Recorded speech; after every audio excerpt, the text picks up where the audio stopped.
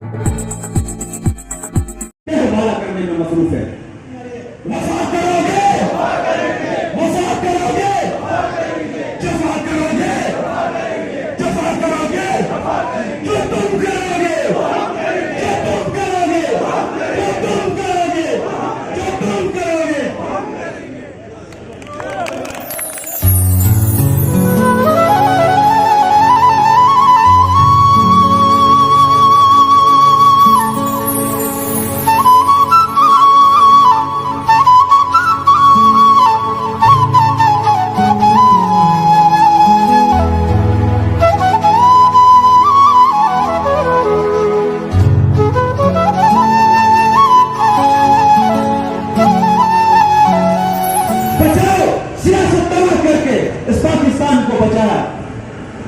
उस वक्त रियासत खुश नहीं हुई। मुख्तसरन बताता हूं।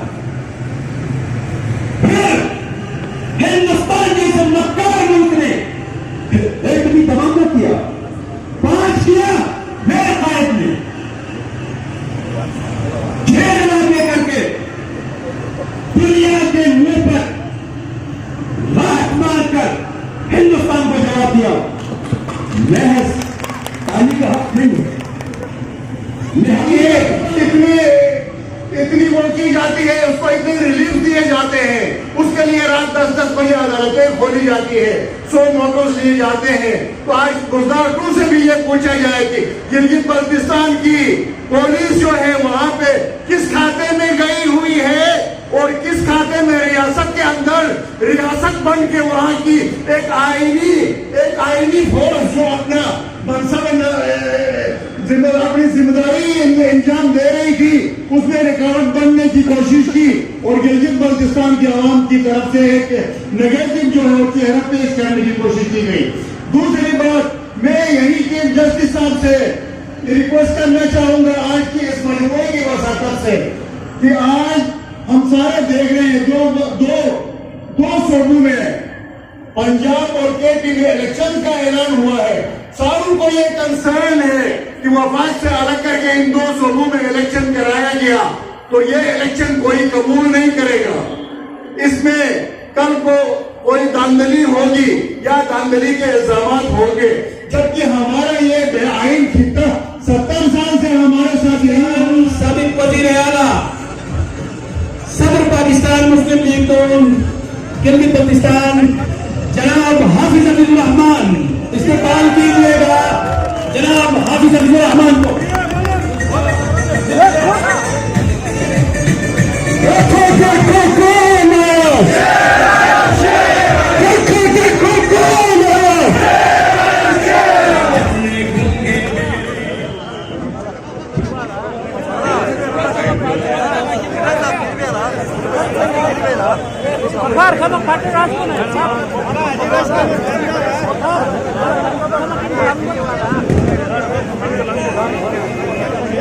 देखो देखो कौन, देखो देखो कौन, सामने देखो कौन।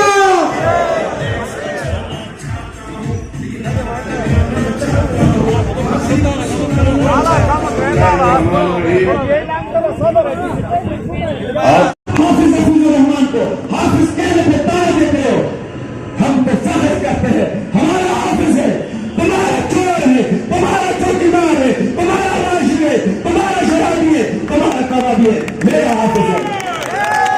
मैंने एक बात करके मैं आपसे इजाजत चाहता हूँ कि हाफिज अब्दुल रहमान और पाकिस्तान मुस्लिम लीग की मौजूदा हुकूमत आपके साथ में मेरी हुकूमत नहीं है। नवाज शरीफ का पाकिस्तान मुस्लिम लीग की हुकूमत गिलगित बल्तिस्तान में बिल्कुल भी नहीं और वफाक में भी नहीं है, वहां पीएम की हुकूमत है। और गिलगित बल्तिस्तान में मेरे कौन मुझे बताए किसकी हुकूमत है? तेरे के हिसाब की कोई ये गवर्नर और ये काला किस मर्ज की गवाह है? क्या ये सवाल करने में आप बजाय नहीं हो कि वफाक में पीएम की हुकूमत तो गिलगित बल्तिस्तान में गोली कहाँ है? मुझे बताया जाए। मेरा कायद कहाँ है? मेरे दीगर सीनियर उमरा कहाँ है? लिहाजा इस मुल्क पर महंगाई का बोझ तले बैठने वाले मेरे कायद, मेरे वज़ीर आज़म पाकिस्तान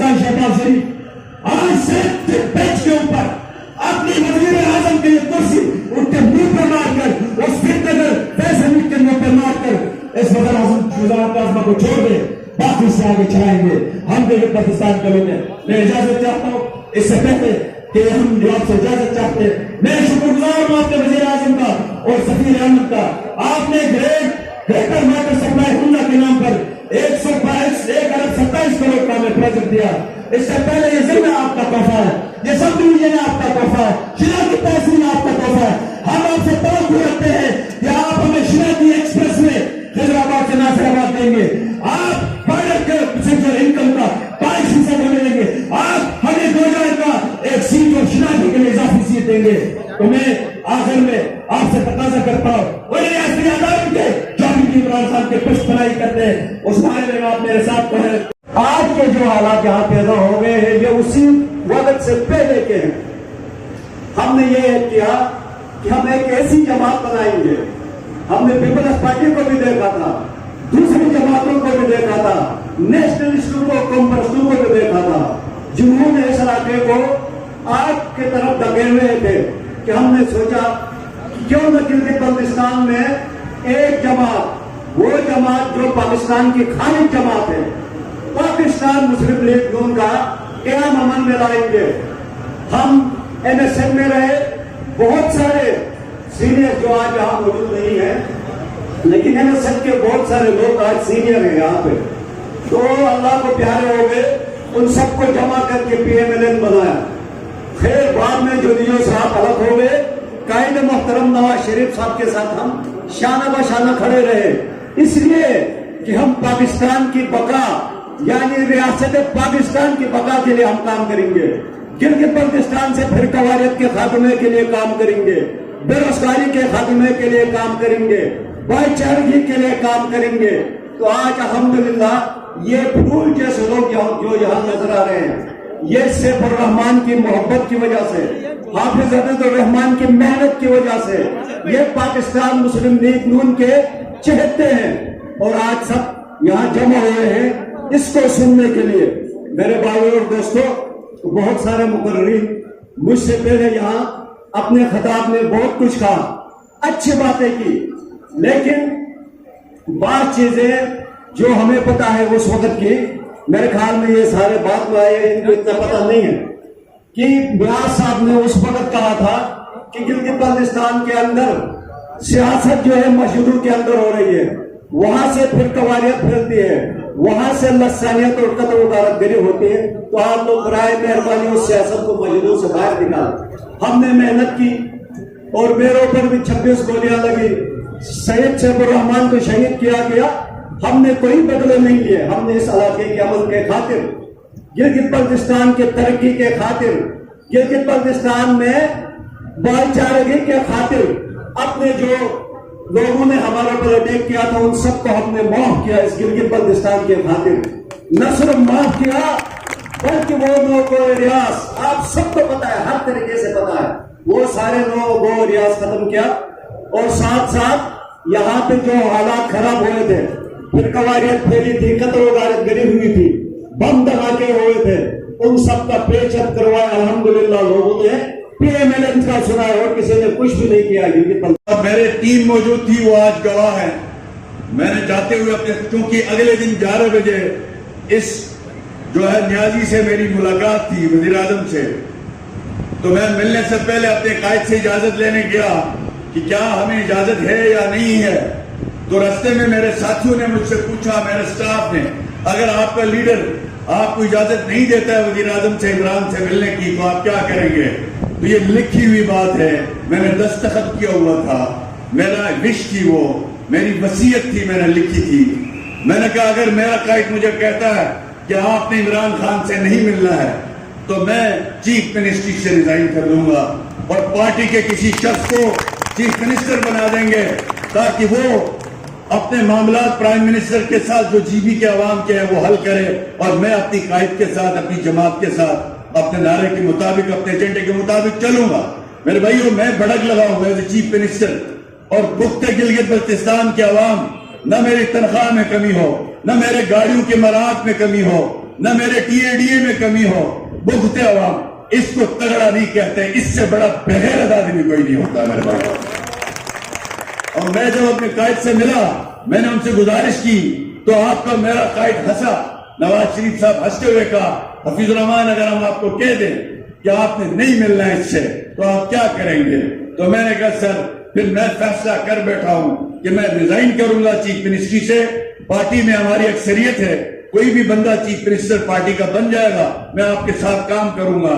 تو نواز شریف صاحب نے بڑے غصے میں مجھے یہ کہا, اللہ پاک ان کو صحت تندرستی دے, اسٹیٹ مین ہے, لیڈر ہے, لوگوں کا درد وہ محسوس کرتا ہے, سیاست کو بات میں رکھتا ہے, عوام کی خدمت پہلے اس کے سامنے. انہوں نے مجھے کہا حفیظ الرحمان تم چیف ایگزیکٹو ہو گلگت بلتستان کے عوام کے, تمہارے سر پہ ذمہ داری ہے گلگت بلتستان کے عوام کی, آپ پارٹی کو پیچھے رکھو, گورنمنٹ کو آگے رکھو.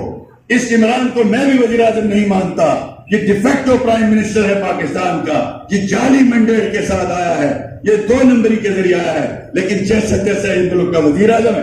آپ دن میں 2 مرتبہ ملنا پڑے تو مل لیں, اس کے دفتر کے باہر جا کے انتظار کرنا پڑے تو کریں, اپنے لیے نہیں گلگت بلتستان کے عوام کے لیے آپ کو یہ کرنا پڑے گا. اور ہم نے کیا, اللہ گواہ ہے, ہمیں اس کی شکل سے بھی نفرت تھی, ہمیں اس کی سوچ سے بھی نفرت تھی, اس کی باتوں سے بھی نفرت تھی, اس کے منشور سے بھی نفرت تھی, لیکن اس کے باوجود ہم نے کہا ہماری حکومت گلگت بلتستان کے عوام کے لیے مباد جان نہ بن جائے. ہماری جماعت کے بہت سے ساتھیوں نے ہم پہ تنقید بھی کی, آپ یہ کیا کر رہے ہیں؟ میں نے کہا میرے کاندھوں پہ ذمہ داری ہے, میں اور میرے ساتھیوں کی ذمہ داری ہے, لہذا وہ آپ سب کو واقف ہے. اس دور میں 2 سال عمران خان کی گورنمنٹ رہی, ہم نے دعائیاں نہیں دی پی ٹی آئی والوں کو کہ تم ہمارے فنڈ دلواؤ یا ہمارے فنڈ کٹواؤ. ہم نے کوئی ایسی بات کہی, آپ کی زندگیوں میں کوئی مشکلات کو کمی ہم کرتے رہے کہ نہیں کرتے رہے, اس وقت آپ ہاتھ کھڑا کر کے بتائیں. میرے بھائیوں, اب اس کے بعد آپ دیکھ لیں, ہم نے 1 سال کورونا میں گزارا. اس کورونا میں گلگت بلتستان کی مثالیں WHO نے, ورلڈ ہیلتھ آرگنائزیشن نے کہا کہ پوری دنیا میں وہ سرکولیٹ کی گئی. گلگت بلتستان کی حکومت اور عوام نے جو کورونا فائٹنگ کی ہے وہ پالیسی پورے دنیا میں پھیلائی ہے. یہ ہمارے اور آپ کے لیے اعزاز تھا کہ نہیں تھا؟ ہم نے جہاں دہشت گردی میں انسانوں کی جانیں بچانے میں کردار ادا کیا ہماری حکومت نے, وہاں کورونا جیسے وبائی مصیبت میں کم سے کم ظاہری نقصان گلگت بلتستان کو اللہ پاک نے توفیق دی. اس دوران ہر 2 دن بعد NCOC کی میٹنگ ہوتی تھی وزیر اعظم کے ساتھ ویڈیو لنک پہ. میں کہتا تھا ہمیں فنڈ دو, ہمیں PCR مشینیں دو, ہمیں ٹیسٹنگ کٹ دو. تو آگے سے کہتا تھا یہ موجودہ جو سابق وزیر اعظم ہے عمران نیازی, وہ کہتا تھا ہمارے پاس کچھ بھی نہیں ہے, آپ نے آپ کو جو بجٹ دیا ہے اسی پہ آپ گزارا کریں. میں نے پچھلے دنوں چیف سیکرٹری کو کہا, بزدار بھی اس نشست میں موجود تھا, بزدار 2 بھی, میں نے اس کی موجودگی میں یہ کہا کہ آپ بتائیں, آپ کا چیف سیکرٹری یہ بیٹھا ہے, سیکرٹری فائنانس کو بلاؤ, اگر اس کورونا کے دوران عمران خان نے گلگت بلتستان کے لیے 10 کروڑ روپے بھی اضافی دیے ہیں تو میں سیاست چھوڑ دوں گا, دکھاؤ تو صحیح. 1 روپیہ نہیں ملا. مجبور ہو کے شہباز شریف صاحب سے درخواست کی, انہوں نے گورنر سنگھ کیان کو کہا, انہوں نے آپ کے لیے مشینیں بھیجی, انہوں نے آپ کے لیے ٹیسٹنگ کٹ بھیجے. آپ کو پتہ ہے نا اس بات کا, یہ حقائق ہے کہ نہیں ہے؟ اب میرے بھائیوں, جب یہاں پہ فلڈ آیا پچھلی دفعہ, موجودہ وزیر اعظم صاحب شہباز شریف صاحب تشریف لائے, ہم نے پیغام بھیجا یہاں کے بزدار 2 کو کہ آئیں وزیر اعظم کا استقبال کریں اور جو مسئلے ہیں بیان کریں, ہم آپ کے ساتھ کھڑے ہونے کے لیے تیار ہیں. میرے بھائیوں, جب انہوں نے میری طرح ہمارے کچھ ساتھیوں نے بتایا, انہوں نے کہا میں پوچھتا ہوں عمران خان صاحب سے جیسے میں نے پوچھا تھا.